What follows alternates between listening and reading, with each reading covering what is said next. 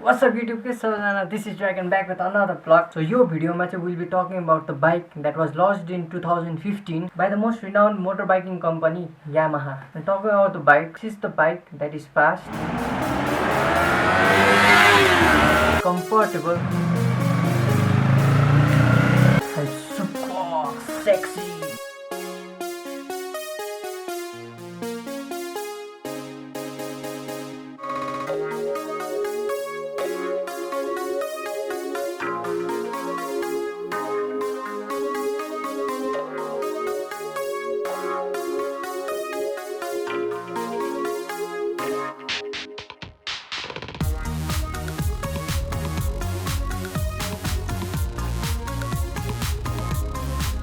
So it's none other than the Yamaha R3. So without wasting any further time, let's put on the leather jacket and the gloves and let's go for a short ride, where I will be explaining you everything that you need to know about the Yamaha R3. Let's go.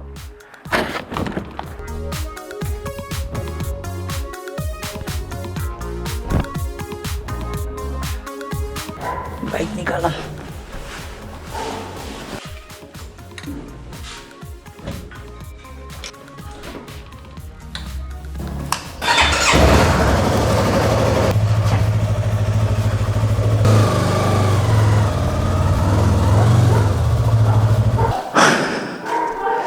So what's up YouTube kids? So this is Dragon back with another vlog. So this is the first ride of Yamaha R3. Let's go.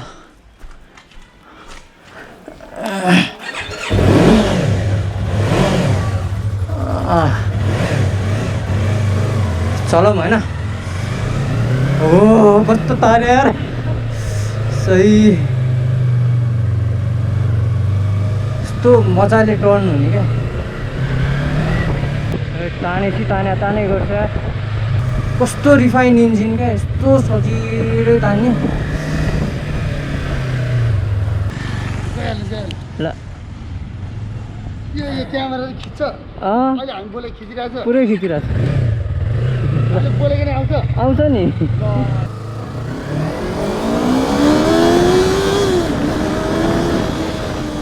ओ कस्तो mobile तान्ने यार सही तान्ने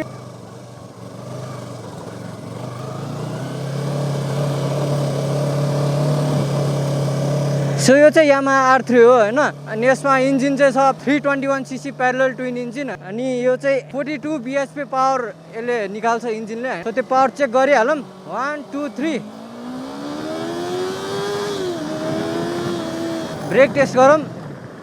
brake पनि सही रोकिहाल्ने यार 4 गियरमा 30 को स्पिडमा नि हिँड्छ त्यस्तो रिफाइन इन्जिन छ यसमा यार कस्तो मजा आउने के कुदाउन यस्तो फ्लिकेबल छ फेरि आम्मामा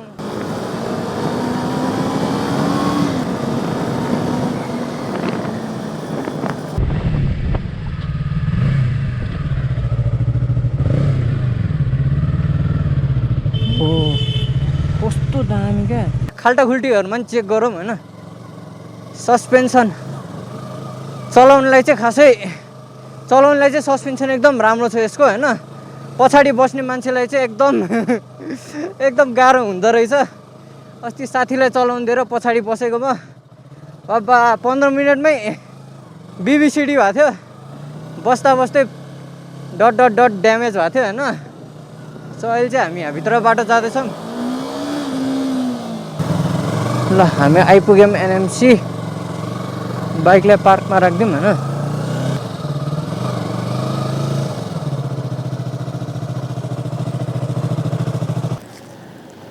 हो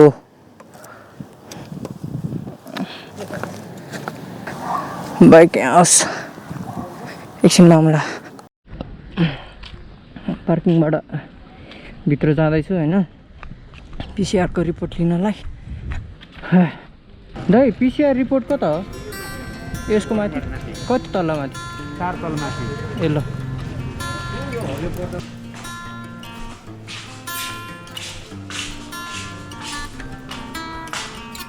हेलो कहाँ हो भाइ ए म यहाँ उसमा रिपोर्ट लिन आएको थिएँ म आउँछु नि त पसलमा अहिले एक्सक्युज मी रिपोर्ट कता हो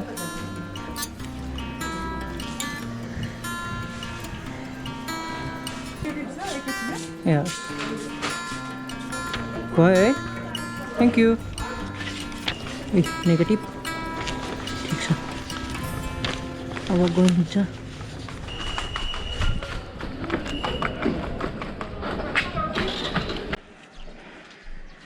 So this is the Yamaha R3 इन्जिनमा चाहिँ यसको 321cc प्यारलल ट्विन इन्जिन हो र यसको इन्जिनले चाहिँ 42 bhp को पावर निकाल्छ अनि टर्क चाहिँ 29.6 न्युटन मिटर निकाल्छ यसले हैन ड्यासबोर्ड स्टार्ट गरौँ ड्यासबोर्ड स्टार्ट गर्दा यस्तो देखाउँछ यहाँ छ हाम्रो tachometer trip meter gear indicator फ्युलको मिटर न्युट्रलको स्विच हाई बीमको स्विच साइड लाइट यसमा ट्रिप मिटरमा छ ट्रिप 1 ट्रिप 2 अनि टोटल ट्रिप ओइल चेन्ज गर्ने ट्रिप स्पिडोमिटर त्यति कुरा छ हाम्रो यसमा अनि यो चाहिँ रेभ लाइन लिमिटर हो 1000 भन्दा माथि पुगेपछि यो बत्ती बल्न थाल्छ हैन क्लिक क्लिक क्लिक गर्न थाल्छ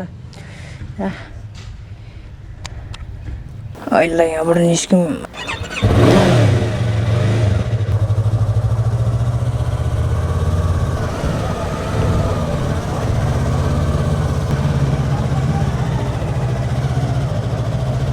रोड टेस्ट गरौँ अब चाहिँ हैन खाल्टोगुल्टीमा पनि जो सजिलै छ कम्फर्टेबल छ त्यो के भन्छ ढाड दुख्ने प्रब्लम छैन किनभने यसमा चाहिँ हल्का अपराइट टाइपको छ क्या सिटिङ पोस्चर हैन अब R15हरू जस्तो यस्तो निउरिनु पर्दैन सो ढाड ब्याक प्रब्लम भएको छैन हातहरूमा नि केही प्रब्लम आउँदैन सिटिङ पोस्चर एकदम राम्रो छ सो खाल्टोगुल्टीहरूमा पनि एकदम सही छ हैन त्यस्तो ब्याक प्रब्लम आउने त्यस्तो केही पनि प्रब्लम आउँदैन यसमा पोस्चर चाहिँ एकदम सही लागिरहेको छ मलाई यो स्पोर्ट्स टुरर बाइक हो नि त यो स्पोर्ट्स बाइक भन्दा पनि स्पोर्ट्स टुरर क्याटेगोरीमा पर्छ स्पोर्ट्स जस्तो अनकम्फर्टेबल चाहिँ हुँदैन क्या यो लङ राइडमा बाटो चाहिँ खेचा खेचा खेचा खेचा खेचा खेचा नै छ हैन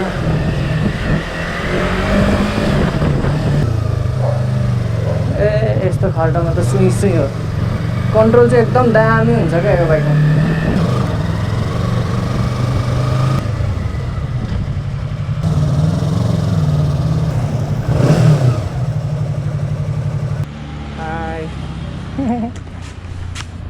I know, not in the vlog even.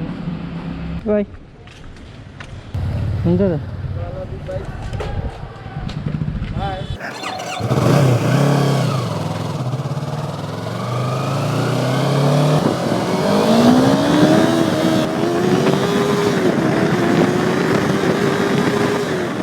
कस्तो दामी पावर छ क्या फेरि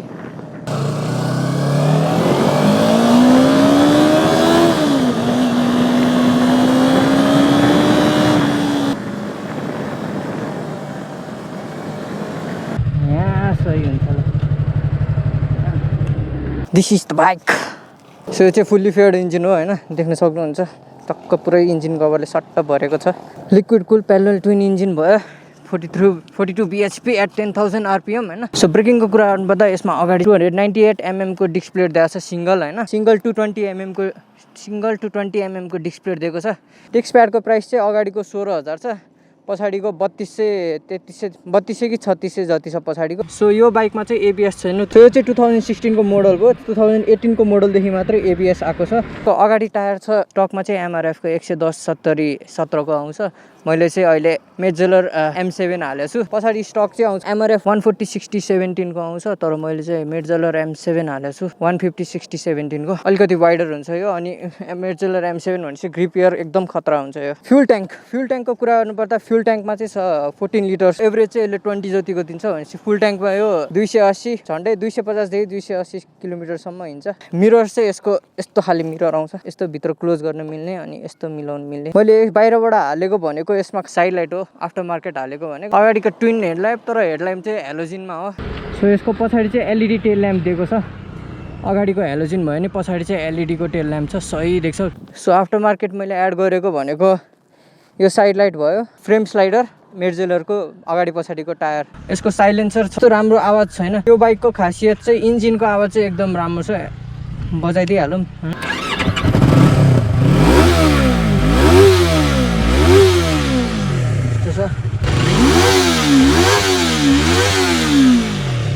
यस्तो छ इन्जिनको आवाज चाहिँ बाइकको हाइट चाहिँ छ 780 mm हैन अनि यसको ग्राउन्ड क्लियरेन्स चाहिँ छ 160 mm नेपालको रोड कन्डिसनलाई अघि देख्नुभयो होला एकदम सुइटेबल नै छ। सस्पेन्सनमा चाहिँ यसको अगाडि चाहिँ दिएको छ टेलिस्कोपिक फोर्क होइन दुईटा, अनि पछाडि चाहिँ मोनो सस्पेन्सन दिएको छ। यहाँ छ मोनो सस्पेन्सन दिएको छ।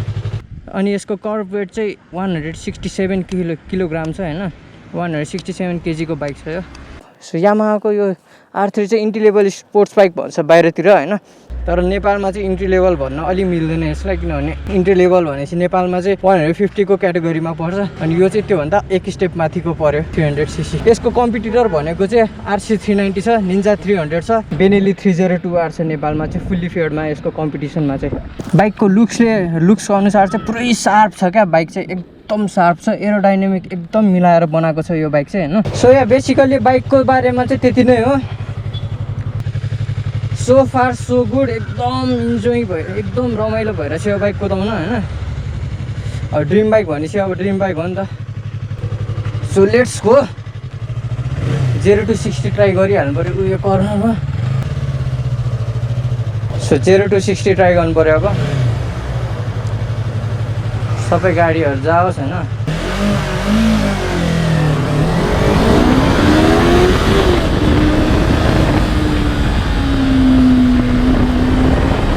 हामी अब यताबाट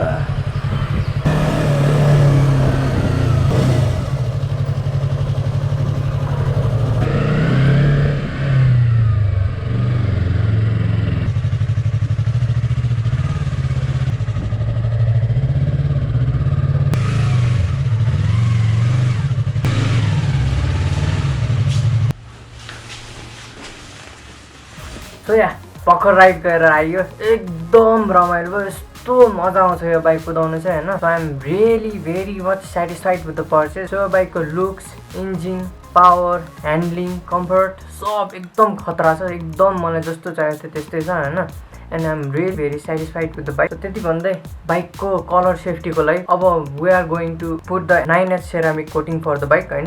त्यही भएर see you in the next blog.